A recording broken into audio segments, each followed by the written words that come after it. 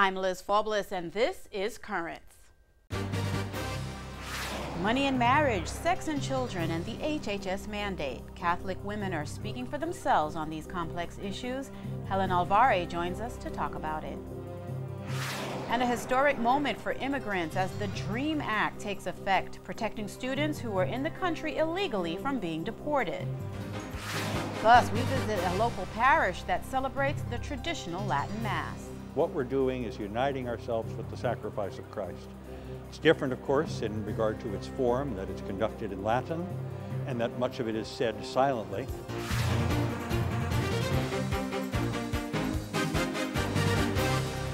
Good evening, and thank you for joining us. The Health and Human Services Mandate. Any way you present it, the very mention of the Obama administration's controversial health care rule sparks heated debates among supporters and opponents alike. Now, discussions weighing the pros and cons of a provision that would require employers to include contraception, sterilization, and some abortion-inducing drugs in their health plans free of charge have compelled just about everyone, Catholics, non-Catholics, men and women, to think more about principles such as religious liberty, First Amendment rights, and a woman's right to choose what to do with her own body. Dr. Helen Alvarez, author and associate professor of law at George Mason University School of Law, has been a longtime advocate for women's rights and a champion of religious liberty. Now, at the height of the HHS controversy, she co-wrote an open letter to President Obama, Secretary Kathleen Sebelius, and members of Congress entitled, "Don't Claim to Speak for All Women." Well, in her new book, Breaking Through, Catholic Women Speak for Themselves, Dr. Alvarez explores how faithful women are grappling with the complex issues facing women today, including the HHS mandate. We spoke earlier today. Helen, you give women quite a voice in your new book about issues that have really been resonating nationally over the past year and, quite frankly, over generations. What are women, quote unquote, saying to you about these really relevant issues these days? Right. Well, of course, each of the chapters deals with, very specific topics like contraception or same-sex attraction or fear of children or the new dating market for women.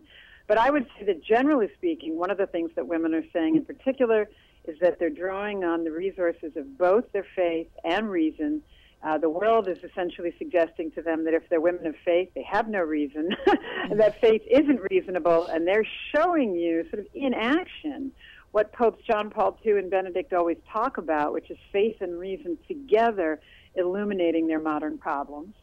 They are affirming that they are facing problems that their mothers and grandmothers really didn't have to take a look at. These are very new. And they're saying that they have suggestions not only for the world, who's claiming to have all the answers and telling Catholic women what to think, but they also have suggestions for their church about consulting women on these very new questions. Which, of course, brings us to probably one of the biggest issues that we're facing these days, which is, of course, the HHS mandate. We talk about it. In one of your blogs, you quote a New York Times poll, and you say, when registered voters were asked in a poll commissioned by the Catholic Association whether the government has the right to mandate morally objectionable medical coverage on religious institutions, 57% said no. Now, with a vast majority of women clearly offended by the implications, the message, the potential effects of the rule, what's the government missing these days? I know. That is the million-dollar question. There's several answers come to mind. One is we are in the middle of a hot political season, and the Obama administration in particular is banking on getting what they call the women's vote. I don't believe there is such a thing. Women, thank you, are as diverse as we can be, but they have for so long been allied with a very particular wing of sort of the old feminist ideology that says basically that sexual expressionism, without a baby and maybe even without a relationship involved, is the sine qua non of equality. It makes a woman like a man. And I think they've been hanging out for so long with, NARAL and Planned Parenthood and groups like Emily's List, which put in pro-abortion members in the House and Senate. I don't think they actually understand anymore that issues that women are concerned about do not include sex without having a baby in every occasion. That there's actually more to women's freedom than sexual expression with nothing else involved. And Helen, yet they do try to speak to women. By they, I mean the administration and President Obama, who has said that the HHS mandate and of the surrounding debate, that I don't think your boss, your insurance companies, or politicians should control the care that you get. Now, his suggestion is that allowing exemptions to the mandatory coverage allows employers and others to control women. What do you make of this argument? Right. He's deliberately conflating several questions. Women have always been and will always be able to, in the modern era, since the 1960s, access contraception or early abortion if they want. And they even can do it in many, many cases on the government's dime. This is something that we speak about morally, and we will continue to. But the question here on the table is whether religious institutions have to facilitate it. Do they have to buy the insurance policy to which these things are connected? This has nothing to do with controlling what women are going to do in this arena. Obviously, we'll continue to speak morally and about the data on why women ought to choose life, why they ought to choose to keep integrity of body and soul and sexual choices. Helen, I'm sure you heard this. Last week, the ACLU introduced yet another aspect to this debate. They argued that the ability to have full control of reproductive lives and to be able to decide whether and when women should have children is an important component of gender equality, and that denying this right is tantamount to discriminatory practices of the past. And they went so far as to call it a form of bigotry. Is discrimination even a factor here? Oh, gosh, let me try and get at this. What they do is they redefine non-discrimination and freedom. That's their first move. And they define it as anything that suggests that a woman is different from a man, that two people would walk away from a sexual encounter and one of them would have to be pregnant. Instead of seeing this as simply a fact of women's existence, a gift of the bodies that we've been given, they describe it as right away a problem. And therefore, anything that does not allow women to be in the exact same position as men, that is sexual expression without procreation, and frankly, from their view, also without, connection or wanting a relationship with the person you were just a partner with, that is in itself discrimination. This is an extremely different understanding of freedom and equality that not only the church has, but frankly most women have, whether they're Catholic or not, which is to accept our bodies as they are, to understand there's a relationship between our bodies and our minds, our bodies and our soul, to understand that what women really want is not to be severed from connection, severed from the men in their lives, severed from the children that they are gifted, but rather to be empowered to embrace them, to be enabled both mentally and emotionally and financially and in their job situation to be able gladly to welcome a committed relationship with a man and a motherhood of a child. But to suggest that freedom only means cutting off relationships and sexual expression with no connection. Once you define that as what it takes to be equal with the man, then you're going to be blathering on about the absolute need for the state to hand you contraception and abortion to make you equal.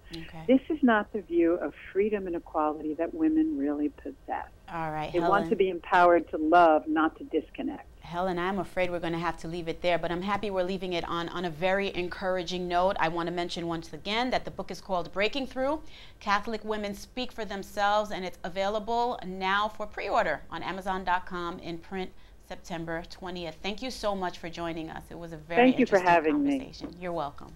Bye-bye. Bye-bye. And stay tuned. The day's top headlines after a quick break.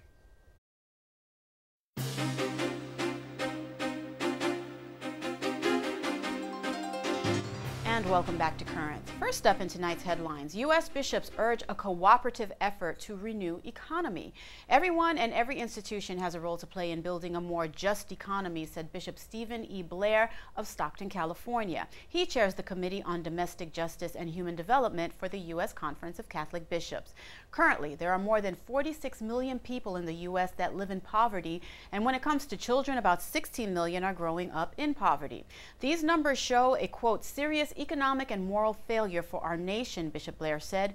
He also offered a special prayer for all workers, especially those without a job, struggling to live in dignity. In other news, a Catholic-run business in Colorado is asking for President Obama to respect its faith. This is a response to the president's public support for the contraception mandate during a recent campaign through the state. Hercules Industries is a manufacturer of heating, ventilation, and air conditioning units. The vice president of the business, Andy Newland, made the following statement to the CNA on Monday. Quote, instead of rewarding political special interests and punishing family businesses, the president should instead be true to the oath he swore to uphold and defend the Constitution and religious freedom. Newland and the rest of the owners of Hercules Industries are all practicing Catholics. A Denver federal judge granted the Newlands and their company a legal injunction against a Department of Health and Human Services mandate that they claim violates their Catholic beliefs. This was granted back on July 27th. Well, Manuel J. Cortez has been re-elected Superior General in Rome of the Marianists. Rome Reports has those details. The Society of Mary has re-elected the Spanish priest Manuel Cortez as their superior general.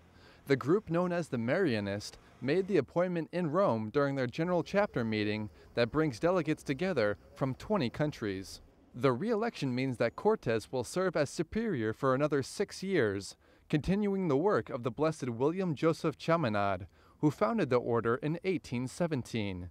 The French priest created the group in order to promote education in faith, a task that is today considered central to the new evangelization. You have to make a very strong educational effort from the human point of view, that the person is to be educated in those attitudes that can be opened to transcendence and faith. Currently, the Marianists are present in 38 countries. They work in schools, universities, as well as in the publishing industry.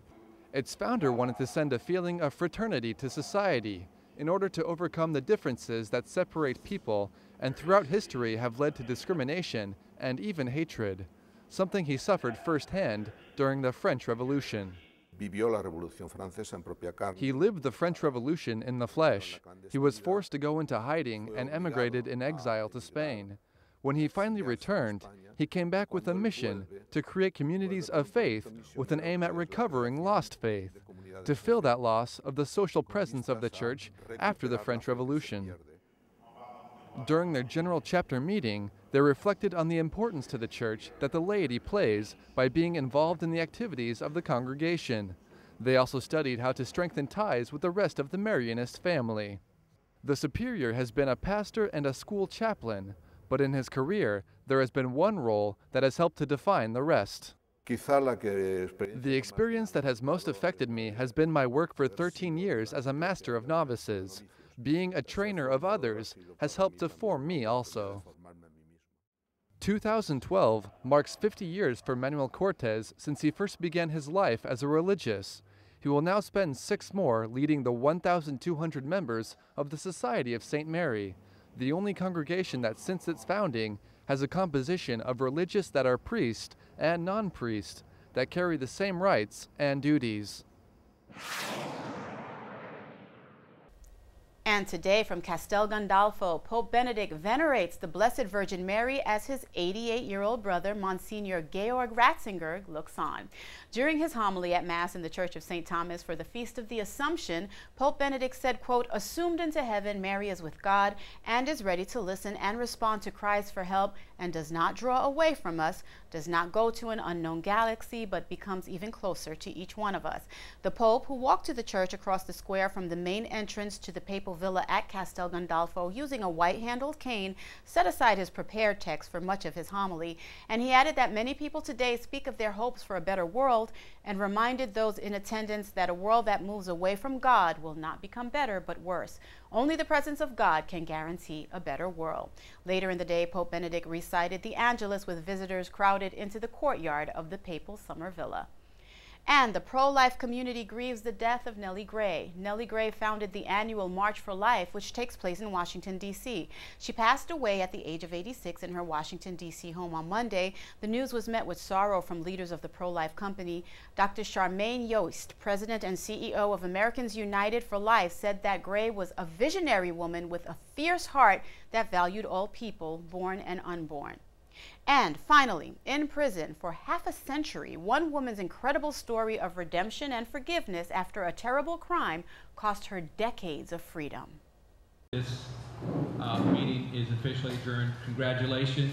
May God be with you.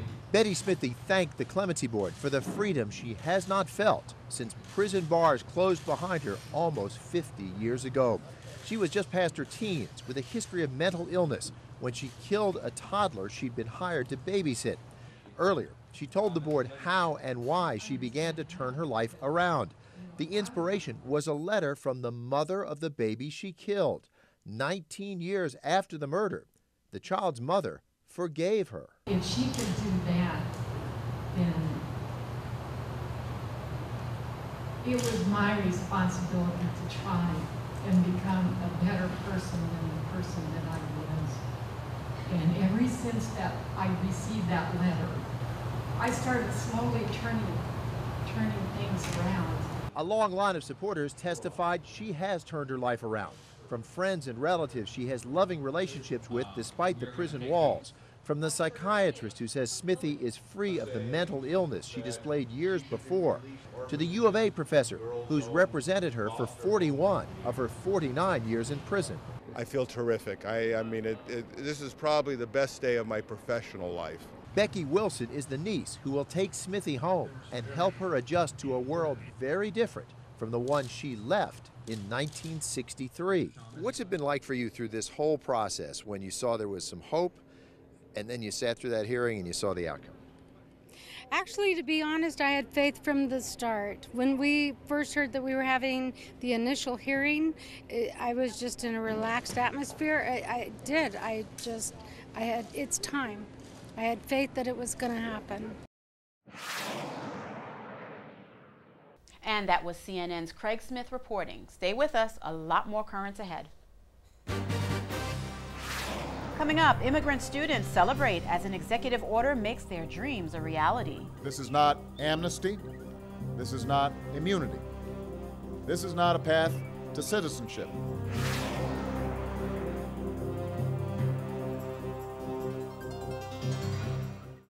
Welcome back. Today marks an important opportunity for young people who were brought to this country illegally. Thanks to the Obama administration's Deferred Action for Childhood Arrivals program, undocumented kids who face the threat of deportation can apply with the Department of Homeland Security for a 2-year reprieve from any such prosecution. Now, as many as 1.7 million youths may qualify for the program, according to the Pew Hispanic Center.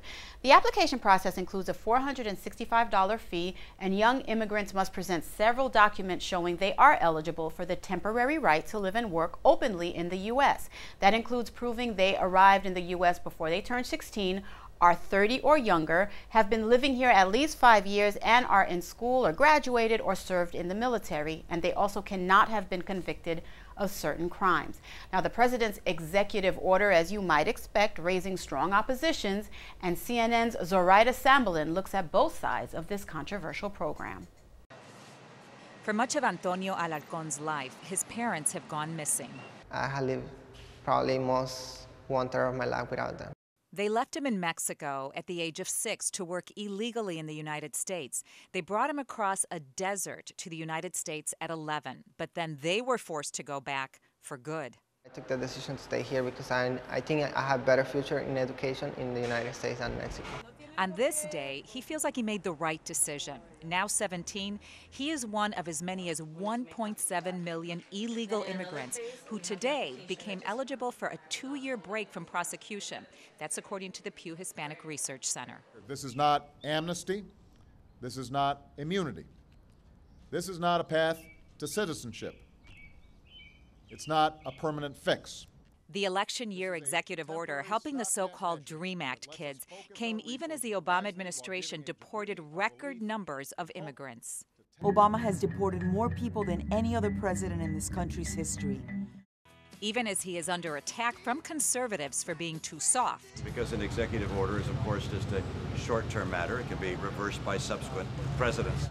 The new immigration rules also allow the students to apply for U.S. work permits. We have profound unemployment levels, structural problems in the labor market, and now all of a sudden, right before the election, he's claiming this newfound authority to allow virtually limitless numbers of people to come in. Why do you deserve to be here?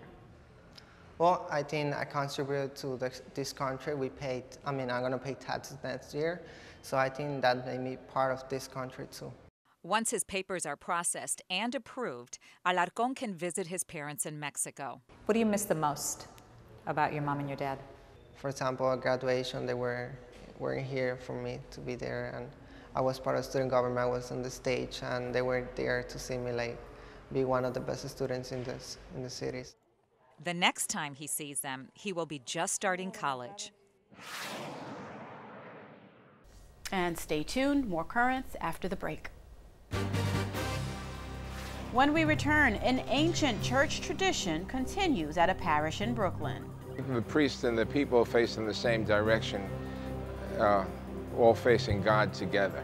Also, with the tabernacle in the center, it's kind of the center of our attention and the direction of our prayers.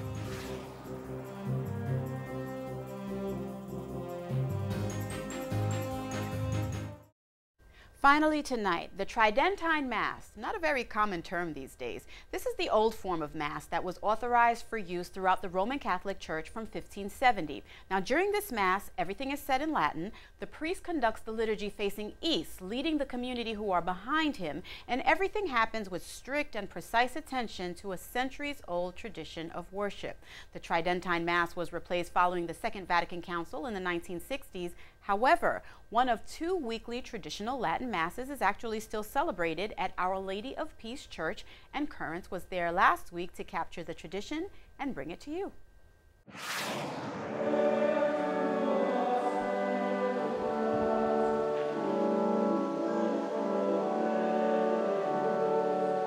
Our Mass is in Latin. The priest and the people face the same direction. Though I would say that, the normative Novus Ordo Mass is also in Latin. When the Novus Ordo was published, as the title indicates, it was in Latin, though in the United States and in most countries, we got out of the habit pretty quickly after the Vatican Council. What we're doing is uniting ourselves with the sacrifice of Christ. It's different, of course, in regard to its form, that it's conducted in Latin, and that much of it is said silently.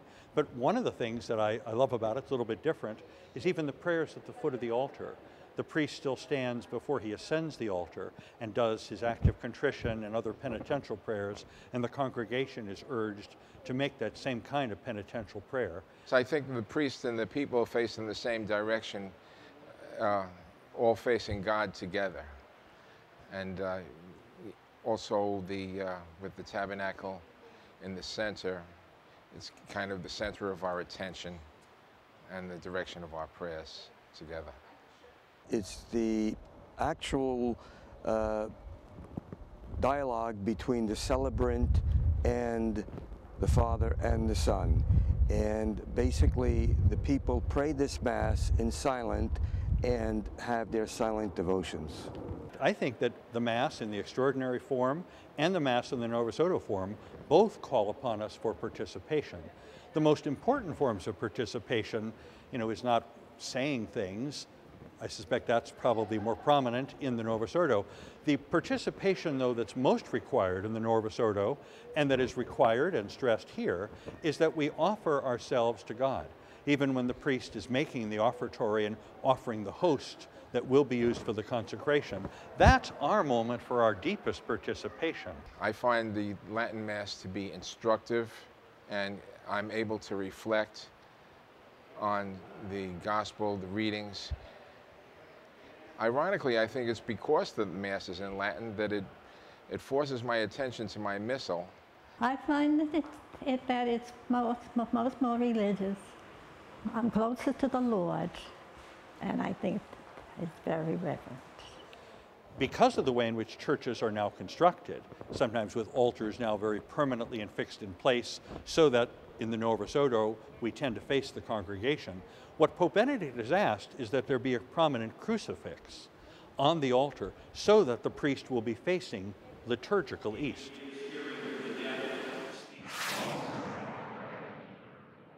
And I should mention the other traditional Latin Mass is celebrated at the Chapel of St. John's Cemetery in Middle Village, Queens. Well, that is all for tonight. As always, a packed show. Remember, you can also keep up with Currents, watch your favorite episodes and interviews by logging onto our website, currentsny.net. And if you're on Twitter, so are we. Look for us there at CurrentsNY. For all of us here at Currents, I'm Liz Faublas. We leave you with the closing recession from the Tridentine Mass at Our Lady of Peace Church.